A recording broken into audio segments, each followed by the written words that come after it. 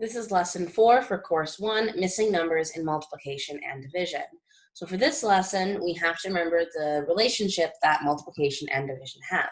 These are the inverse of each other, which means that you can use one to find the missing number of the other. So let's take a look at that.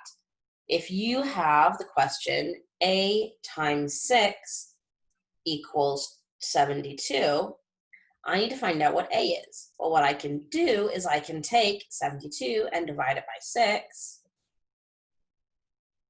and this will give me my answer. Because remember, going this way is multiplication. I'm going down to top just like I would normally do a question. If that's the case, then going from the bottom up is division. And I can still use the exact same numbers because this is a fact family. So let's do it. 6 goes into 7 once, which is 6. Subtract, keep 1.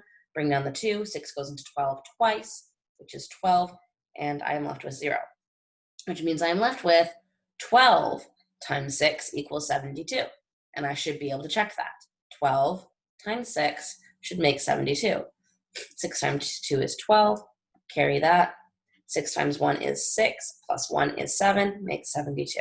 Okay, these numbers are what's referred to as a fact family. It means no matter what I do, if I'm dividing 72 by one of these, I will get the other one.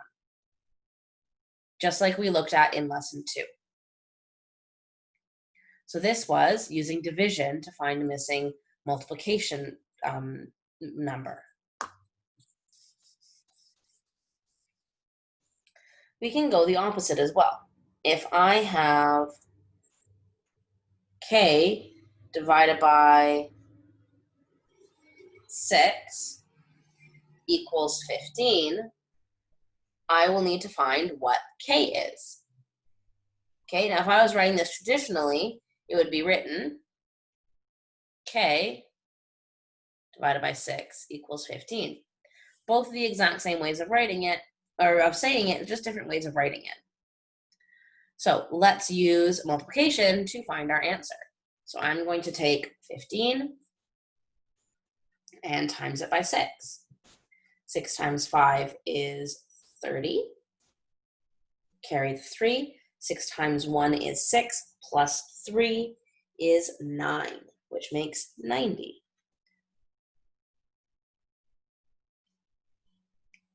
What this means is that k should make 90, and I can come over here and check. So if I have 90 and I'm dividing it by 6, I should get 15. 6 goes into 9 once, which is 6. Subtract gives me 3. Bring down the 0. 6 goes into 30 5 times, which is 30, and gives me 0. It does work. There we go. I have done my multiplication correctly. So again, I used these two numbers to find my division problem. I used multiplication.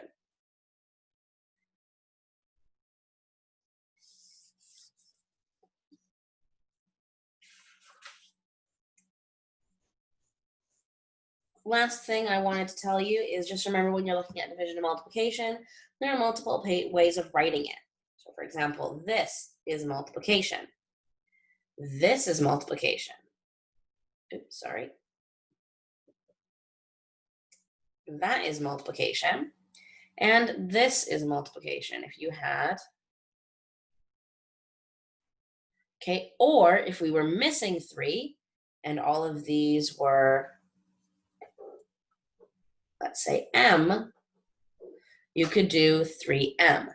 This is still multiplication. You're timesing 3 by a number. I just haven't put in any symbols. Okay, but all of these are multiplication. For division, you have to remember that there is multiple ways of writing it. So we could do 12 divided by 3, or we could do 12 divided by 3, or we could do 12 divided by 3. Okay, all of these are still division. Please remember that's just different ways of writing them. That was lesson 4, missing numbers of multiplication and division, course 1.